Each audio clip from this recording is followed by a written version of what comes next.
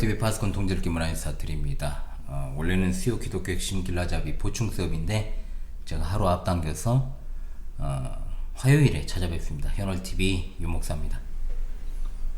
예, 현재 서열이 문답 해설 1에서 38문답까지 일부를 다 마치고 보충 수업을 진행하는 중에 있지요. 그런데 이제 오늘까지 하면 이제 3주째인데 3주 정도 쉬어버리고 하면 좀 흐름이 많이 끊길 것 같다는 생각이 들어서요. 이번 주에는 화요일에 세 번째 보충 수업을 진행하고 내일부터는 39문답을 이제 공부하려고 합니다, 여러분. 그래서 지난주 성령 충만에 대한 수업에 이어서 이번 주에는 제가 기독론에 있어서 제가 좀 설명이 미진했던 이단 설들에 대해서 좀 살펴보고 역사적 정통교회의 바른 기독론적 진술을 공부하는 시간으로 그렇게 보내도록 하겠습니다. 오늘 보충 수업을 통해서도 여러분에게 소소하게나마 유익이 되시길 바랍니다. 자, 첫 번째입니다. 자, 아리우스주의입니다. 기독론적 이단이 발생하게 된 원인은 뭐냐 이렇게 생각을 했을 때 그것은 다 거의 이제 그리스도의 인격에 대한 오해로부터 비롯된 것입니다.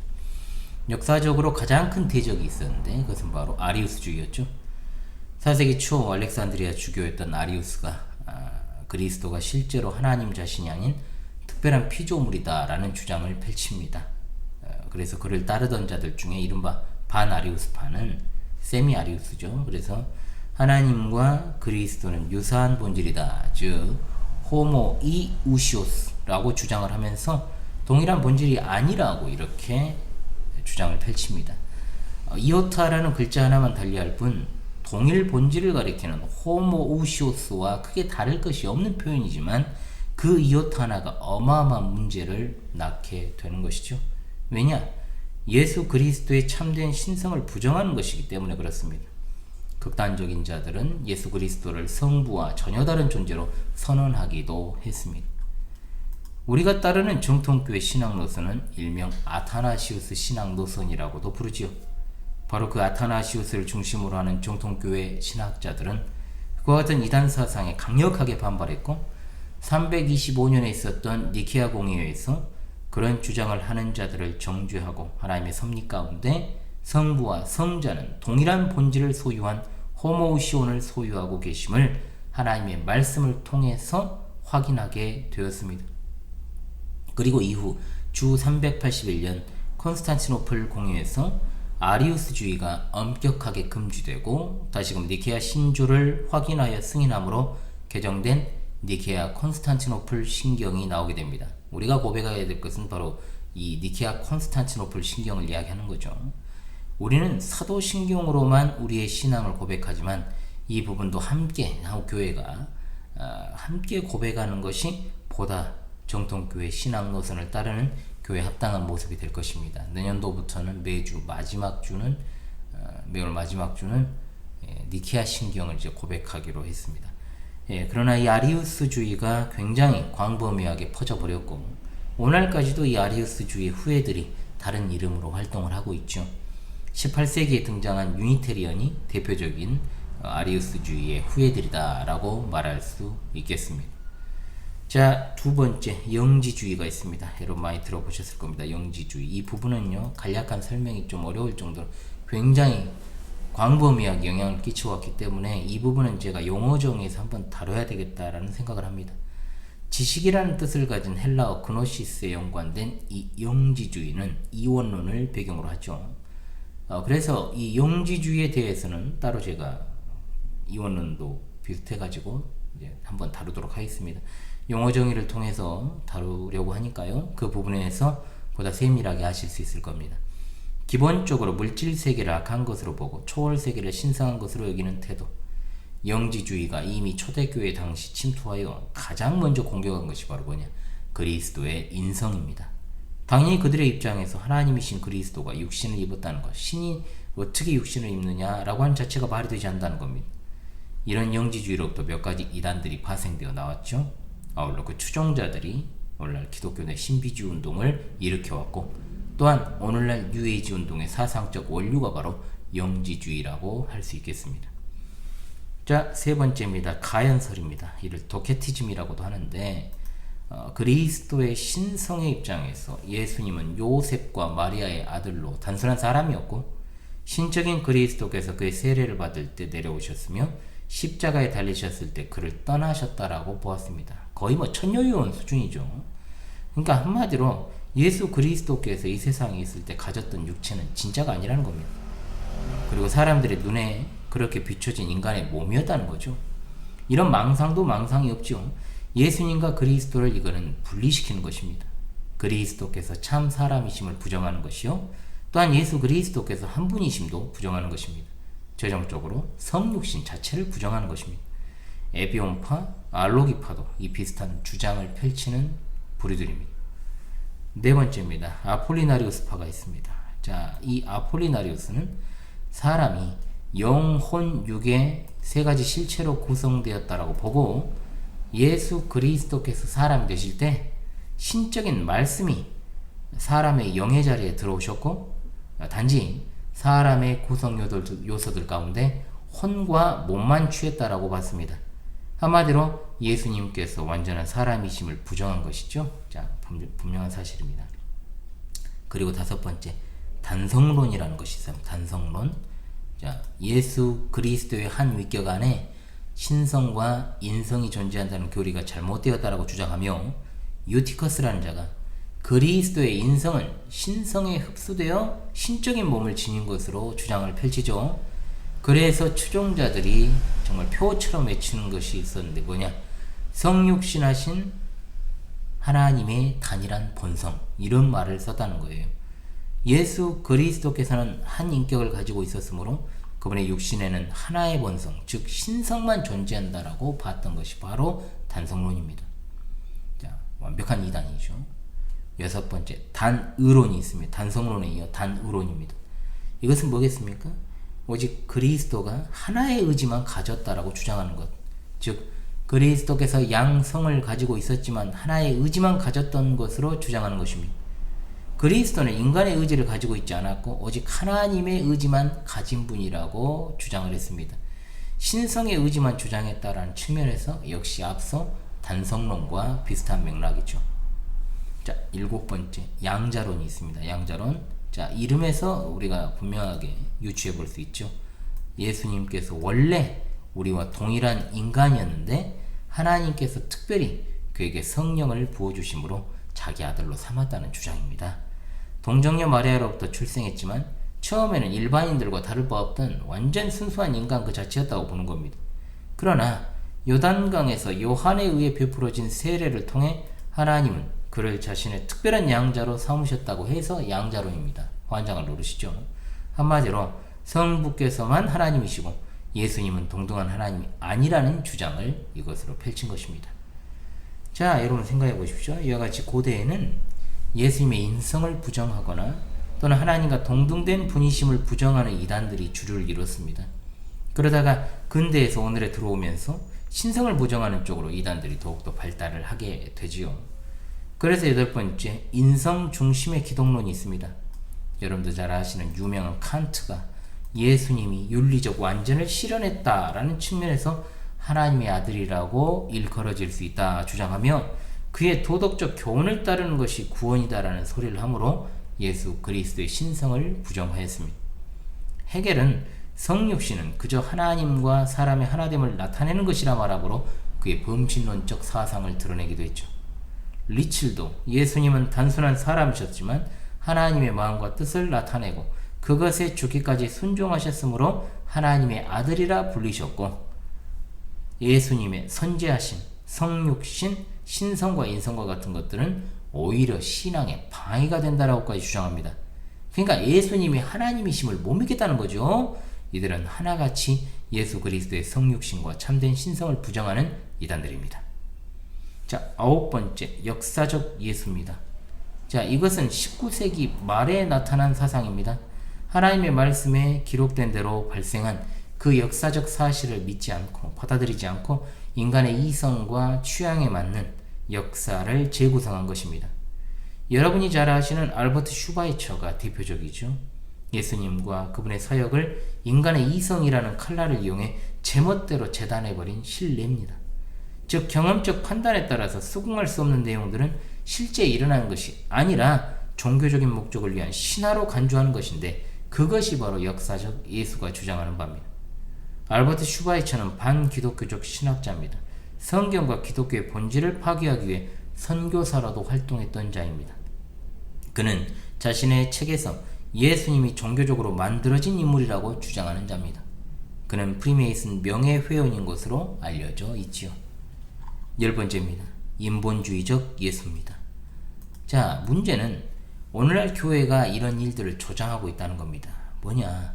교회는 절대로, 제가 우리 교회에서도 확실하게 금해가지고 오늘에 이르렀습니다만은, 예수님을 어떤 형상이나 이미지로 만들어내서 사용하면 안 됩니다.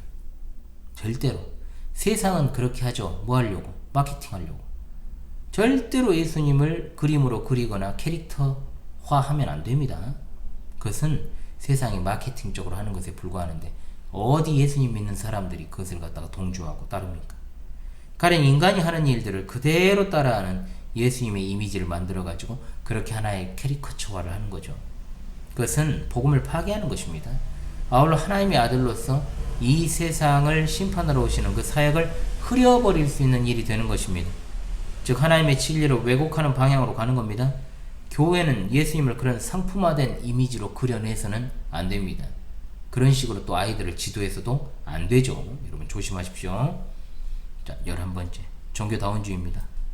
자, 우리 시대 가장 위험한 게 여러분 이거 아닙니까? 종교다원주의와 종교혼합주의입니다. 즉 모든 종교는 하나의 일치점을 가지고 있다는 것이요, 나름대로 구원자가 있어 인간들을 구원한다. 결국 정상은 하나이나 등산로는 여러 가지가 있을 수 있다라고 하는 것이 종교다원주의 아니겠습니까? 기독교에는 기독교의 구원을 위한 예수가 있고, 불교에는 붓다가 있고, 이슬람은 무함마드가 있고, 전통 종교에는 상제가 있다는 식의 가르침. 문제는 성경에 기록된 유일무이한 그리스도의 복음을 송두리째 부정한다는 겁니다. 이는 오직 예수 그리스도 한 분을 통해 하나님과 영원한 천국에 이르게 된다라고 하는 그리스도교의 절대적 진리를 포기하는 것을 뜻합니다. 교회라는 이름을 걸고 이런 다원주의적 발언을 하는 자들이 있어 온 것은 어제 오늘의 일은 아닙니다. 그런 자들과 연대하여 교류를 하고 함께 한다는 것 자체가 이미 배도로 기울어진 현실을 보여주는 것입니다. 자, 그렇다면 우리는 12번째로 뭘 봐야 되겠습니까? 이제는 앞서 이단들을 더 많이 있는데 전체적 틀에서 이제만 이야기를 했습니다. 그리스도의 이성 1인격, 일위 이성 교리에 관한 정통교회 신조와 신앙 고백들을 우리가 다시금 살피는 것이 중요하지 않겠습니까? 자, 그러므로 우리는 언제나 예수 그리스도의 참된 신성과 참된 인성, 계속해서 공격받는 이러한 일위 이성, 이성 1인격에 관한 성경적인 바른 개념을 가지고 살아가야 됩니다. 저의 말이 무슨 의미가 있겠습니까? 역사적 정통 기독교의 신조들의 진술로 이를 대체하도록 하겠습니다. 첫 번째, 니케아 콘스탄티노플 신경입니다. 또 우리는 한 주 예수 그리스도를 믿는다. 그는 모든 세상이 있기 전에 하나님에게서 나신 하나님의 독생자, 빛에서 나신 빛, 참 하나님에게서 나신 참 하나님이시고 창조되지 않으시고 나셨으며 아버지와 동일한 본질을 가지셨고 그를 통해 만물이 있게 되었고 우리 사람들을 위해 그리고 우리의 구원 때문에 하늘에서 내려오셨고 성령과 처녀 마리아에 의해 성육신하셨고 사람이 되셨다. 본디오 빌라도 아래에서 우리를 위해 십자가에 달리셨으며 고난을 당하셨고 장사되셨고 제3일에 성경대로 부활하셨고 하늘에 오르셨고 아버지의 오른편에 앉아 계시고 산자와 죽은 자를 심판하시기 위해 영광 중에 다시 오실 것이다. 아멘. 두 번째, 칼케돈 신경입니다. 칼케돈 신경 주 451년.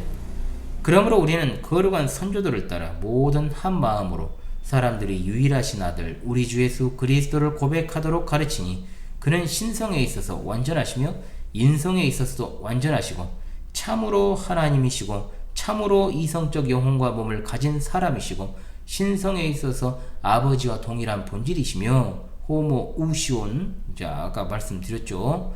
인성에 있어서 우리와 동일한 또한 본질이시며 호모우시온, 모든 일에 있어 우리와 비슷하시되 죄는 없으시고 신성에 의하면 만세전에 아버지에게서 나셨으며 인성에 의하면 이 마지막 날에 우리를 위해서와 우리의 구원을 위해서 처녀 마리아에게서 나셨고 두 성에 있어 혼동 없이, 변화 없이, 분할 없이, 분리 없이 인정되실 유일한 그리스도 아들 주 독생자이시고, 성들의 구별은 그 연합에 의해 결코 제거되지 않고 오히려 각 성의 특성이 보존되고 한 위격과 한 위 안에서 동시에 발생하므로 두 인격들로 나누이거나 분리되지 않고 유일하신 아들이시오 독생자 말씀이신 하나님 주 예수 그리스도이시니, 처음부터 선지자들이 그에 대해 선언하였고 주 예수 그리스도 자신께서 우리에게 가르치셨고 거룩한 선조들의 신경이 우리에게 전달해 준 대로이다. 아멘. 세 번째, 우리에게 너무나 익숙한 웨스트민스터 신앙고백 8장 2항입니다.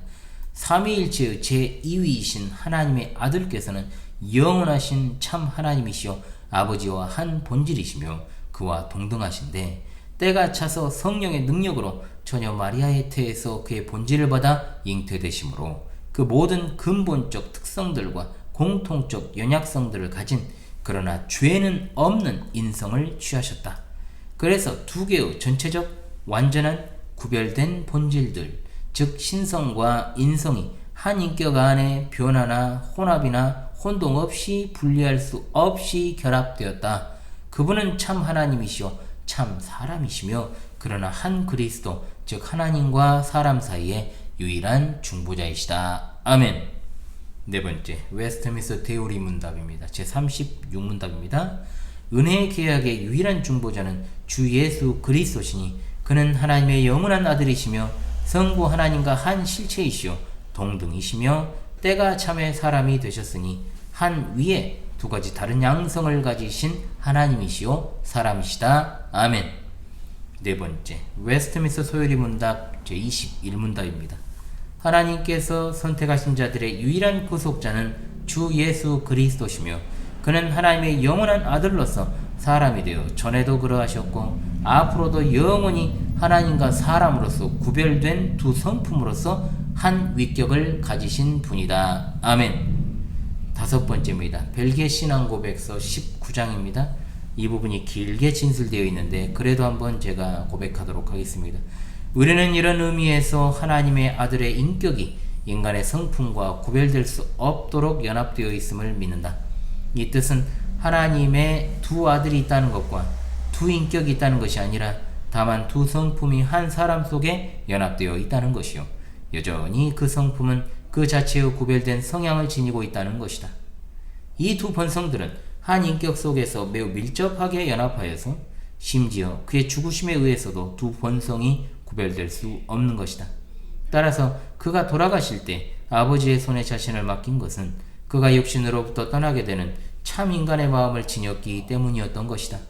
그러나 곧 이 신의 본성은 심지어 그가 무덤에 있었을 때조차라도 인간의 본성과 항상 연합되어 있었던 것이며, 하나님 아버지께서는 그리스도께서 어린아이였을 때에도 늘 그의 마음속에 계셨던 것처럼 비록 이런 사실은 분명하게 나타나 있지는 않으나 늘 그 속에서 함께 계셨던 것이다. 따라서 우리는 그분께서 순전한 하나님이시며 동시에 순전한 인간이심을 고백한다. 순전한 하나님이라 함은 죽음을 이기신 그의 능력에 의해서이며 순전한 인간이라 함은 그의 육신의 연약함을 따라 그가 우리를 위해서 죽으셨기 때문입니다. 라고 하였습니다. 아멘. 자, 우리 주 예수 그리스도의 인격에 관한 방금 소개해드린 이런 정통적인 신조들의 요지가 무엇입니까? 바로 그것은 예수 그리스도의 참된 신성, 그리고 또한 예수 그리스도의 참된 인성, 주 예수 그리스도의 일인격성, 즉 일위 이성, 이성 일인격입니다. 우리 주 예수 그리스도께서는 참으로 놀라운 구주가 되십니다. 그분은 참 하나님이시오 또한 참 사람이십니다.